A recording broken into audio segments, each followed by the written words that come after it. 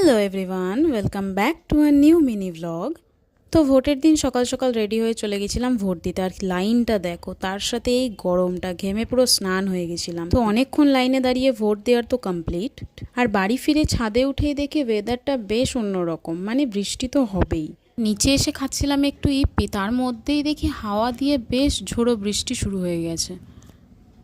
আর বৃষ্টিটাকে একটু এনজয় করে নিয়ে চলে গেছিলাম রান্নাঘরে গিয়ে দেখি মা রাতের জন্য পনির করছে। আর দুপুরের খাবার সব হয়েই গেছিলো, ডাল, বেগুন ভাজা, আরও ভাজাভুজি আর মোচা, যেটা আমার খুব ফেভারিট। তো মোচা যেহেতু পুরোটা করা হয়নি, তাই আমরা ঠিক করেছিলাম যে বিকেলবেলা মোচার চপ টাইপের কিছু করব।